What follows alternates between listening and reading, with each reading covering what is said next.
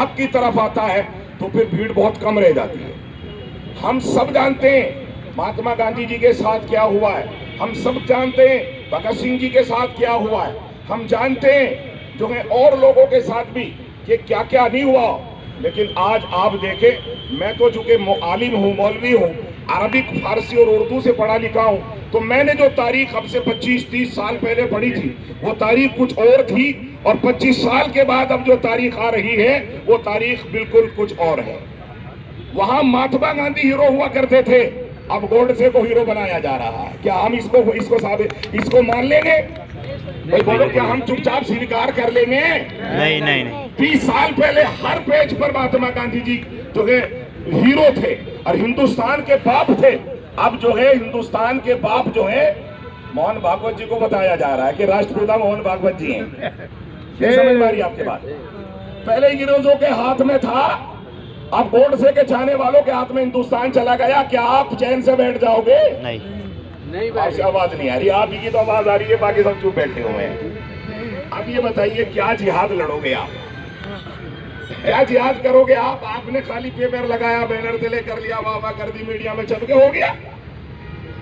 इनकिलाब ऐसे नहीं आया करता, इनकिलाब तकरीरों से नहीं आया करता, इनकिलाब जो है वो बैनर लगाने से कभी नहीं आया। इनकिलाब हौसलों की परवान से आता है। इनकिलाब जब आता है तो जयालों के खून से आता है। आप इनकिलाब के लिए अगर तैयार हैं तो उसकी रणनीति बनाइए। हमें दूसरे मुल्कों से कोई मतलब नहीं, हमने अपना हिंदुस्तान बचाना है। मगर जब हौसले होते हैं, एक बराबर का मुल्क है जिसकी अक्सर जो है मीडिया में बातें छप रही हैं आजकल, इजराइल दुनिया का सुपर पावर कहलाने वाला, अमेरिका जिसके कंधों पर और पीठ पर बैठा हुआ हो, और वो टुकड़ी मुल्क नहीं है हमास, मुल्क कोई हमास कोई मुल्क नहीं है, देश नहीं है। हमास एक संगठन है, और ऐसा संगठन है जिसको चारों तरफ से मुहासरा है, जेल में, वो बाहर भी नहीं निकल सकते। कील भी आती है तो इजराइल दावा करता है कि वो कील भी हमारी परमिशन के बगैर उसके अंदर दाखिल, अरे बोलो ना भाई, नहीं हो सकती। क्या नहीं देख रहे आप कि बैनर लगा लगा के इजराइल की फौज तुम दबा के भाग रही है कि बचाओ जान बचाओ जान बचाओ, हार गए। एक टुकड़ा है, मुल्क भी नहीं है, और कैद में, चारों तरफ से दीवारें, सुई भी इजाजत के बगैर नहीं जा सकती। मगर उन्होंने इतनी बड़ी दुनिया की बड़ी ताकत का दांत खट्टे कर दिए, नहीं कर दिए? और तुम क्या कर रहे हो? ये बेचारा बेरोजगार संगठन का, मैं तो खुश हो रहा था कि शायद रोजगार संगठन का होगा, ये तो बेचारा बेरोजगार संगठन का अध्यक्ष कहाँ है? अच्छा, बेरोजगार संगठन का अध्यक्ष है, पता नहीं कैसे चला रहा। बेरोजगार ज्यादा है, अध्यक्ष एक ही है, बेरोजगारी तो बहुत है, अध्यक्ष एक कैसे संभालना इतने बेरोजगारों को? तो बहनों से भी और जिम्मेदारों से भी देखो, घरों से निकलने से काम चलेगा। आप बैनर लगा के इनकिलाब लाना चाहे कभी नहीं आएगा। आप हर एक आदमी अपनी जिम्मेदारी को समझो कि हिंदुस्तान अनेकता में एकता, हिंदुस्तान जो मुख्तलिफ चीजों की जो है, मुख्तलिफ शोबों की, मुख्तलिफ नित नई अक़वाम की और नित नए फूलों का गुलदस्ता था, आज उसके बाज़ दरख्तों को काटा जा रहा है, उनकी जड़ें खोखली की जा रही हैं, और हिंदुस्तान की एकता को तबाह किया जा रहा है, जो हमें मंजूर नहीं है। इसके लिए आप हजरात को रणनीति बनाकर हर एक आदमी को मिसाल के तौर पर हाथ उठाएं। हमारे कितने आदमी हैं भाई? इंसानियत मंच वाले कितने, जरा हाथ उठाइयो। कितनों के? खुर्शीद भाई, मेरे ख्याल से 40-50 होंगे, चले गए 40-50 लोग। अगर हर एक आदमी ऐलान छोड़ दीजिए, बैनर छोड़ दीजिए, ये कोशिश कर ले मुझ सही कि मैंने हर एक आदमी ने 5 आदमी लाने से अपने दोस्तों के सर्कल से, जिम्मेदार जो समझ बूझ वाले हों, ऐसे नहीं बीजेपी वालों की तरह के 300-300 रुपए दे के गाड़ी भर ली, ऐसा नहीं करना काम।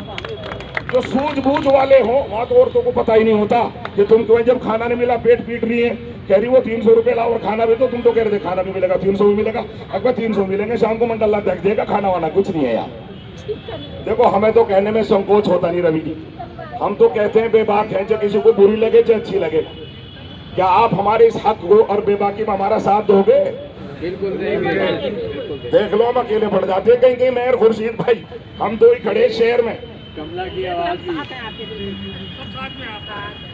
तो आप जो है ऐसे लोगों को 5-5 लोगों को लाइएगा जो सूझबूझ वाले हो, जो अपने आप में एक मोहल्ला हो। ला ही सकते हैं ना मेरे सर्कल में भी। अब जैसे रवि जी 5 लोगों को लाए, अल्लाह का करम है, पांचों जिम्मेदार है। हर एक आदमी 5 लोगों को लाएगा तो 50 आदमी के कितने हो गए? कहां तक बैठते हो? 250।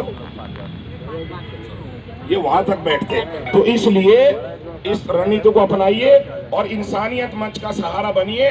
इंसानियत को जो आगे बढ़ाइए, इंसानियत को पानी दीजिए। इंसानियत इस मुल्क में सिसक रही है, बिलक रही है। इसलिए आज इंसानियत को दोबारा जिंदा करने की जरूरत है, पानी डालने की जरूरत है। औरतों को भी जरूरत है। तुम्हारा तो बड़ा योगदान है उत्तराखंड में, पहाड़ी औरतों का तो योगदान है। अगर पहाड़ी औरतें उत्तराखंड में ना होती ये प्रदेश ही ना बनता। तो आप इसे बचाने के लिए फिर दोबारा काम करोगी नहीं करोगी? मैं मानता हूं कि अगर ये पहाड़ी औरतों को आगे ना करते, मुलायम सिंह से कभी भी जालिम से ये प्रदेश सीना नहीं जाता। मगर आज औरतों का क्या हाल है तुम्हें मालूम है?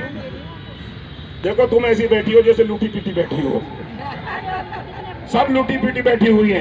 हालांकि आपको जो है आरक्षण करना चाहिए था, औरतों को सम्मान देना चाहिए था, औरतों को सचिवालय में लाना चाहिए था, औरतों को स्कूलों में लाना चाहिए था, औरतों को जो है मजबूत करना चाहिए था, उनके अलग अलग तरीके से उनको डेवलप करना चाहिए था। क्या ऐसा हो रहा है? नहीं हो रहा। तो बस समझ लो बात को, हमें ज्यादा ना कहलवाओ। चूंकि यहाँ सिपाही भी खड़े, फिर ये कहे मुफ्ती जी तुम कुछ ज्यादा ही बोल रहे। तो इसलिए भाई मेरी तो यही गुजारिश है, अपने हिंदुस्तान को बचा लो और अपने सभ्यता को, अपनी एकता को, अखंडता को और हिंदुस्तान की तमाम तहजीब तमद्दुन जो है जिसमें पहले से खूबसूरत गुलदस्ते की तरह था, इसलिए इसको बचाने के लिए आगे आओ। मैं खुद भी आगे रहूंगा, आप सब